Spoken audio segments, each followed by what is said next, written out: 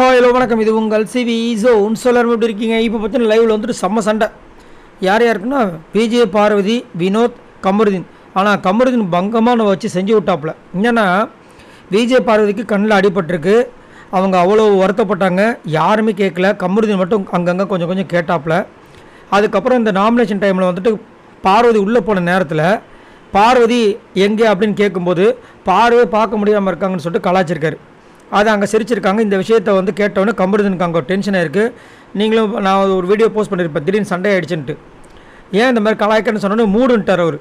மூடுன்னு சொன்னோன்னே நீ ஏன் இந்த மாதிரி சொல்கிறான்னு சொன்னோன்னே அடிக்க வந்துட்டாப்ல. யார்? நம்ம வினோத். அதை இங்கே வந்து கேட்குறாரு கூப்பிட்டு வச்சு. இப்போ நம்ம ஃப்ரெண்டு தானே, நம்ம ஃப்ரெண்டு அப்படி கலாய்க்கலாமாண்ணா? இல்லை, நான் வந்து விஜய் பார்வதியை கலாய்க்கல, நான் வந்து சபரியை கலாய்ச்சேன். சபரியை கலாய்க்கிறதுக்கு எதுக்கு விஜய் பார்வதியோட பேரை யூஸ் பண்ண தெரியல. அதை வந்து விஜய் பார்வதி கரெக்டாக கேட்டாங்க. இல்லை, நீங்கள் என்னை வந்து தப்பாக ப்ரொஜெக்ட் பண்ண பார்க்குறீங்களான்றாரு. இல்லை இதே நான் கமருதீன் தான் கேட்டிருப்பேன் அப்படின்போது விஜய் பார்வதி அப்போது கமருதீனா கேட்பேன்னா அப்போ என்ன ஏன் கேட்கல நீங்கள் அப்படின்றாங்க. அதுக்கப்புறம் கமருதீன் சொல்லிடுறாரு, நீ வந்து இந்த மாதிரி பண்ணக்கூடாது தம்பி. ஏன்னா ஃப்ரெண்டாக இருக்கும்போது ஒரு ஃப்ரெண்டை வந்து அசிங்கப்படுத்துறது எப்படி?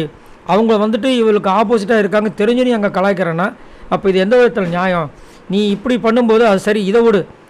நான் வந்து நீ ஏன்டா அந்த மாதிரி பேசுன்னு சொன்னோன்னே மூடுன்ற, நானும் திரும்ப மூடுன்னு சொன்னதுக்கு அடிக்க வர, நீ எப்படி என்னை அடிக்க வரலாம் அப்படின்னு நீ ஏன் என்னை மூடுன்னு சொன்ன அப்படின்ற. ஏன்னா நான் மூடுன்னு சொன்னால் நீ அடிக்க வருவியா? அப்போ இதுலேருந்து தெரிஞ்சிச்சா? தயவு செஞ்சு இனிமேல் என் கூட பேசாத. சுபிக்ஷாவும் ஏனாவும் சொன்னாங்க நீ கெட்ட வார்த்தை பேசணுன்னு, அந்த கெட்ட வார்த்தை நீ பேசியிருப்படா அப்படின்ட்டார்.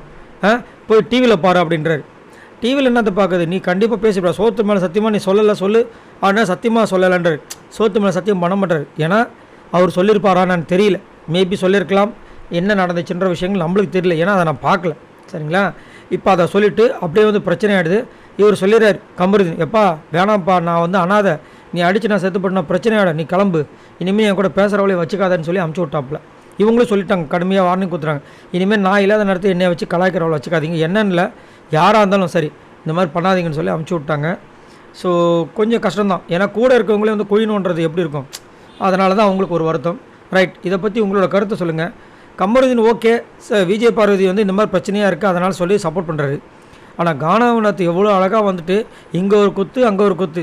எனக்கு தெரியும் இவர் வந்துட்டு எப்பயுமே அன்புகாங்க கூட சுற்றிட்டு இருக்கும்போதே தெரியும் இந்த மாதிரி ஏதாவது ஒரு வேலை பண்ணுவார்னு. இதை பற்றி உங்களோட கருத்துக்களை சொல்லுங்கள். பாய் நண்பர்கள்.